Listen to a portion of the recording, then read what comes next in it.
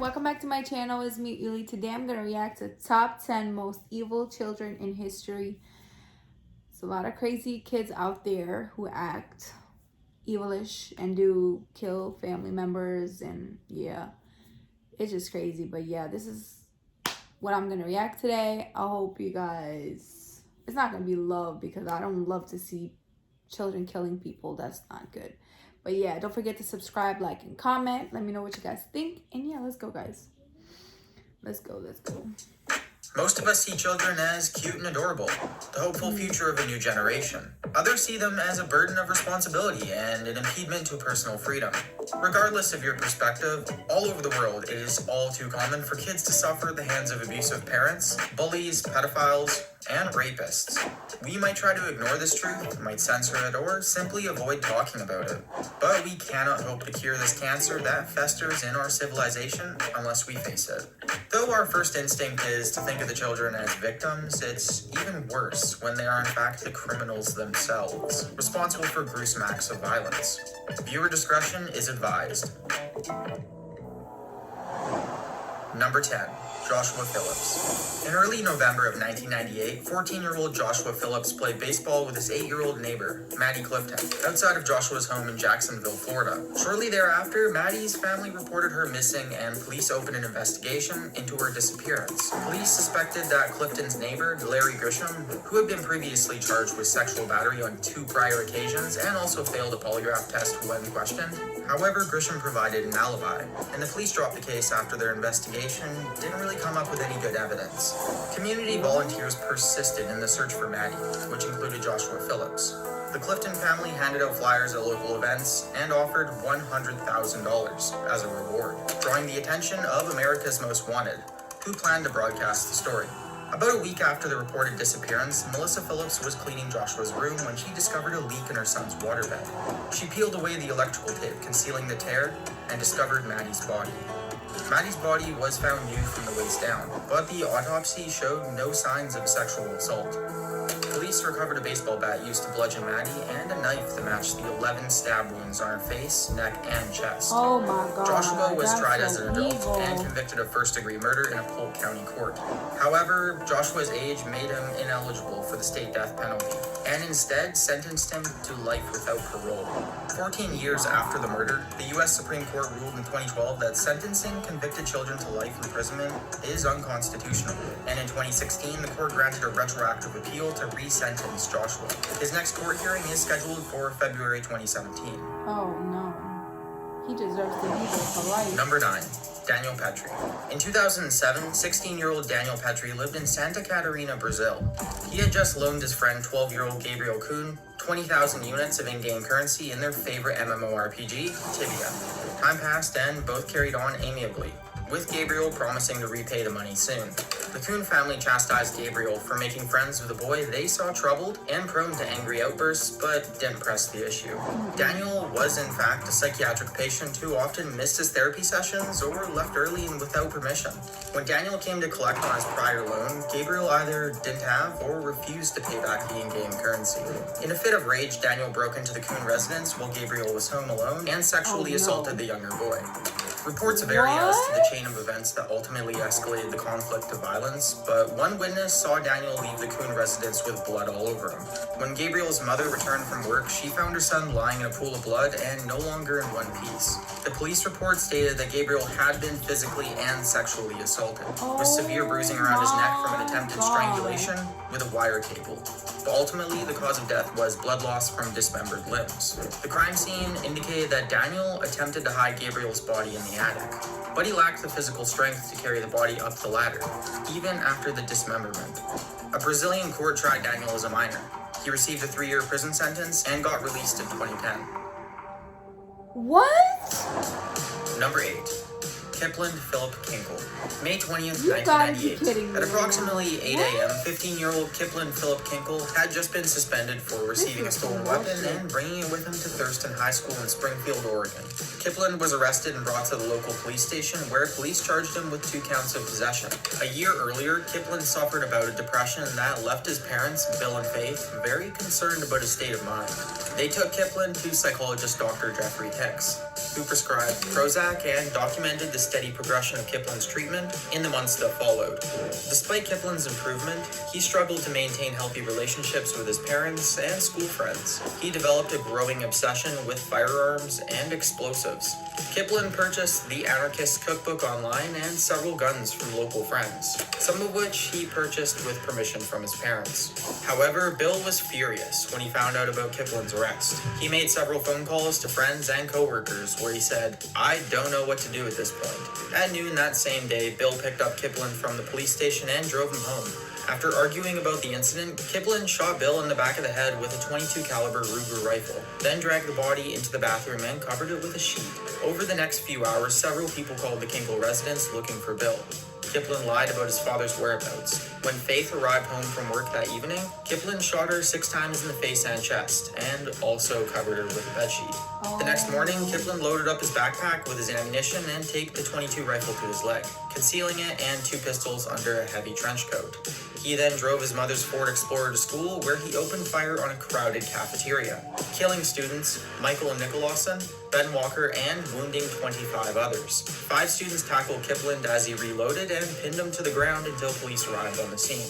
That same day, Lane County sheriffs raided the Kinkle residence and found 2 live bombs, one in Kiplin's room and the other attached to his mother's corpse. Kiplin briefly pursued an insanity defense, but ultimately pled guilty to a laundry list of aggravated murder charges. He's currently serving 111 years in prison without possibility for of life. parole. What the fuck? Number 7. don't deserve Lionel it. Tate. July 28, 1999. Kathleen Grosset Tate was entrusted as a nanny to care for 6-year-old Tiffany Unick for the evening. Kathleen left Tiffany with her 12-year-old son, Lionel Tate, who were both watching television, and went upstairs to take a short nap. Approximately 45 minutes later, Lionel woke Kathleen to the chilling statement, "Tiffany's not breathing." Kathleen raced downstairs to find Tiffany's ravaged body, who had 35 separate injuries including broken bones, ruptured organs, and a cracked skull. Lionel told police that he was only imitating pro wrestling moves that he'd seen on TV, and didn't realize that he had mortally wounded the girl until she stopped moving. Child abuse experts thoroughly refuted Lionel's story, testifying in court that the injuries Tiffany sustained were the equivalent of a fall from a 3rd-story building. In 2001, Lionel's mother turned down a plea deal to reduce the charges to 2nd-degree murder, which would have sent Lionel to a juvenile detention center for 1 year and 10 years of probation. Instead, the case went to trial, and Lionel was convicted of 1st-degree murder, where Judge Joel Lazarus sentenced Lionel to life without parole, making the boy the youngest convict to receive a life sentence. In January of 2004, an appeals court overturned Lazarus's decision and allowed Lionel to take the aforementioned plea deal. A few months later, Lionel was found by probation officers out of his house and carrying a 4-inch knife. They elevated his house arrest status to 0 tolerance probation. 1 year later, Lionel robbed a pizza delivery guy with a firearm and stole 4 pizzas worth $33.60. Police arrested Lionel for gun possession and was sentenced to 30 years in prison for violating his probation, and 10 years for the robbery, though both terms are served concurrently.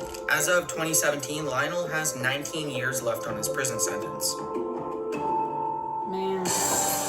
Number 6. Andrew Golden and Mitchell Johnson. March 23rd, 1998. 11-year-old Andrew Golden and 13-year-old Mitchell Johnson had just had a conversation about their grades with one of their school teachers, Debbie Spencer, at Westside Middle School in Jonesboro, Arkansas. Mitchell politely responded to every question with, "Yes, ma'am," "No, ma'am," though his friend Andrew is a bit distant and doesn't seem fazed by his B- score. Later, Debbie would tell reporters that she knew the boys were up to something, though she had no idea what. The following day, Mitchell stole his parents' car while Andrew broke into his grandparents' house and looted an unlocked weapons cache.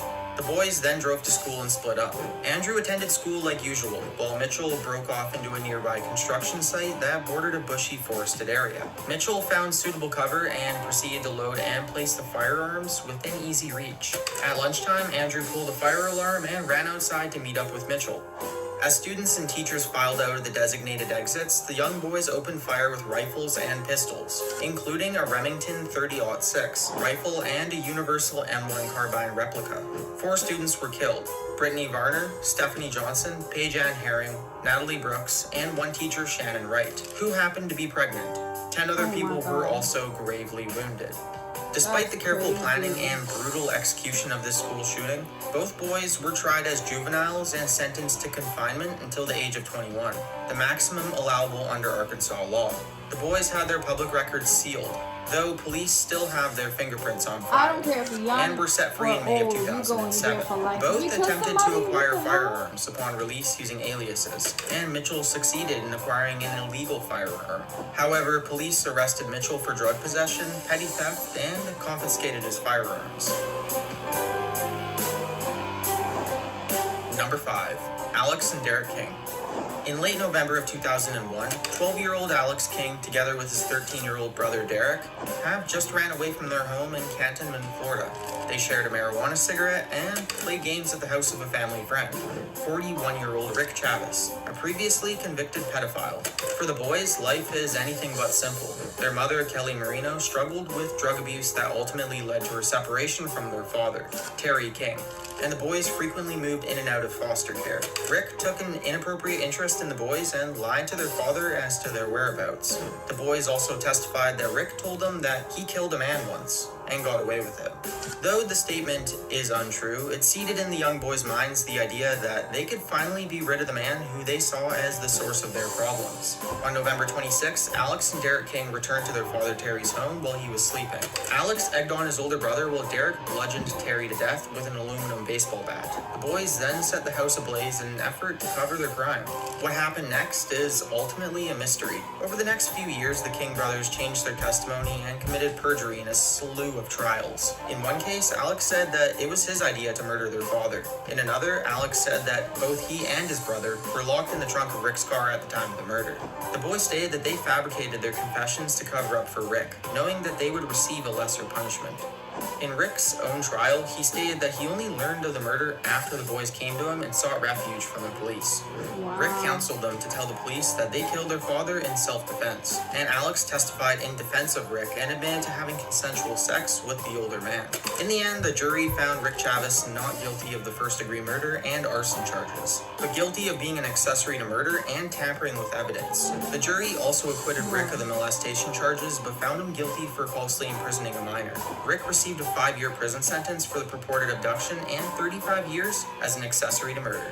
For the boys, Alex confessed to hatching the plot and received a 7-year prison sentence, while Derek confessed to the actual murder and received 8 years. Upon their release in 2008 and 2009, both boys took an oath of non-violence and stated that while they do not often miss their father, they deeply regret what they did and that they will pay for it for the rest of their lives. Number 4. Christian Fernandez. March 14th, 2011. 12-year-old Christian Fernandez watches his mother, Bianella Susana, leave the house to take his elder half-brother to school. Bianella is only 12 years older than her eldest son, who was the product of a sexual assault by Christian's 25-year-old father. Christian is now alone with his other half-brother, 2-year-old David Galarraga, a practice Bianella later confessed to police was commonplace. Anger bubbles beneath Christian's icy stare as he watches his mother disappear from sight. He turns to face David, who plays with toys next to an old bookshelf. Christian shoves his half-brother's head against the bookshelf several times, killing the boy. When police discovered the crime, Christian confessed in the interrogation room and said that he was thinking about his stepfather when he committed the crime, and that it had nothing to do with his younger brother. Less than a year earlier, Christian's stepfather, Luis Galarraga Bianco, shot himself in the head in front of his children before police could arrest him on child abuse and molestation charges. At the time, Christian was taken to the local emergency room to treat a massively swollen black eye, retinal damage, and a doctor's examination revealed extensive long-term sexual abuse. When the case went to trial, Christian was tried as an adult, charged with first-degree murder, and faced life imprisonment without parole. However, Christian found sympathy with Judge Mallory Cooper, who threw out the interrogation tape because he deemed Christian incapable of understanding his Miranda rights and what it meant when he confessed without a lawyer or adult present. The prosecution then offered a plea deal for a reduced charge of manslaughter, which Christian accepted. Christian received a 7-year juvenile detention sentence and will be released in 2018. Number 3. Jordan Brown. In early 2009, 11-year-old Jordan Brown lives with his family in a peaceful farmhouse in New Beaver, Pennsylvania. It's early in the morning and Jordan's father, Chris, makes breakfast for his son and two stepsisters, while Kenzie Hauk, Chris's pregnant fiancée, sleeps in late. It's just a normal, boring day in the average life of an American family. After breakfast, Chris wishes his son a good day at school and reminds Jordan to finish moving his things out of his room. The expectant family planned to repurpose Jordan's old room for the newborn, and Jordan had been dragging his feet about it for the past few weeks. Running a little late, Chris hustles off to work before the children's school bus arrives. A short while later, there's a muffled pop from inside the farmhouse. The tree trimmers outside the house didn't notice anything, and when the school bus arrived, Jordan and his eldest stepsister board the school bus just as they do every single day. The bus peels away quietly, and approximately 45 minutes later, Kenzie's 4-year-old daughter, Adeline, ran out of the house screaming, "My mommy is dead." The nearby workmen ran in to help and notified the police. First responders discovered the body of Kenzie Hauk in her bedroom, killed by a single gunshot wound to the face. Her unborn child died of asphyxiation. Police discovered a discarded shell casing in the Browns' front yard that came from a 20-gauge youth shotgun found in Jordan's room. It was an Easter gift from his father. Police believe the shooter fired through a blanket to muffle the sound, explaining why the nearby witnesses heard no gunshot. Jordan was arrested soon after and remained in juvenile detention until the completion of his trial. Jordan was tried as a juvenile, and both he and his father, Chris, professed Jordan's innocence throughout the trial. Kenzie Hauk's family remained unconvinced and encouraged the prosecution to press for the maximum punishment. Judge John Hodge presided over the case and ultimately found the prosecution's evidence to be circumstantial but compelling, and found Jordan to be delinquent. And if you don't know what that means, it's basically the equivalent of a guilty verdict, but for children. Jordan received a 7-year juvenile detention sentence in April of 2012. Over the next few years, numerous appeals were filed by Chris Brown in multiple courts, and he pressed for a retrial on the grounds of circumstantial evidence, but was denied. Throughout his incarceration, Jordan completed high school, and with the help of his father, secured a modest college fund. Jordan completed 5 years of his sentence and was released early in 2016 for good behavior and signs of rehabilitation. Jordan changed his name, but still lives in the same Pennsylvania county. The Hauk family told reporters that they were appalled by the court's decision at the trial and at Jordan's release. And while they feel justice has not been served, they've let go of the pain and are just trying to move forward. Number 2, Armageddon Sada. In May of 2007, local villagers in Musahri, India, confronted 8-year-old Armageddon Sada regarding the disappearance of a 6-month-old girl named Khushbu Devi. Locals knew the Sada family suffered their own personal tragedy, when only a year earlier they lost their 8-month-old daughter and 6-month-old cousin. Armageddon happily recounted his tale to the concerned mother, casually describing how he bashed the infant's head in with a brick. He then led the villagers to the shallow grave, where the bereaved mother retrieved Khushbu's body and informed the police. When Bhagwanpur authorities investigated the murder and questioned Armageddon's parents, who provided little information to what they regarded as a family matter. Since then, Indian authorities have been very secretive about the incident, partially because Indian law wouldn't allow Armageddon to be arrested or convicted of a crime. However, authorities put Armageddon in detention at a children's home until the age of 18. Psychoanalyst Shamshad Hussain found Armageddon to be suffering from a conduct disorder where a severe chemical imbalance in his brain makes him behave in a sadistic manner. Sufferers from this disorder take great personal satisfaction from inflicting pain in others. Armageddon Sada is the youngest serial killer in the world and changed his name to Samarjit upon his release in 2016. According to doctors, his conduct disorder is manageable with medication and rehabilitation. Number 1. John Venables and Robert Thompson. February 12, 1993. 10-year-olds John Venables and Robert Thompson skipped school to hang out at the New Strand shopping centre near Kirkby, England. They also stole batteries, a clockwork toy soldier, and even a bucket of paint. John and Robert walked past a TJ Hughes department store and attempted to coax a young child out of the store before the child's mother caught them and scared the boys away. It's then that they spot 2-year-old James Bulger, who wanders out of the doorway at an AR Times butcher shop. James' mother, Denise, is momentarily distracted by the man at the cash register, who mixed up her order. The problem is corrected moments later, and Denise walks out to find that her son James is gone. Denise reported the disappearance to the police, who searched the mall but couldn't find the boy. 2 days later, James Bulger's sodomized and brutally beaten body was found on the railroad tracks outside Liverpool. Police observed 42 separate injuries and concluded that James was already dead before the train ran him over. Numerous stolen items from the shopping mall were found at the crime scene, and by reviewing security camera footage, the police identified John and Robert as the abductors. After John and Robert had been arrested by police, both confessed during their interviews. John was convicted as conspirator, sentenced to confinement until he reached adulthood, and was released in 2002. Robert was convicted as the murderer and confined to the Barton Moss Secure Care Center in Manchester until his release in 2001.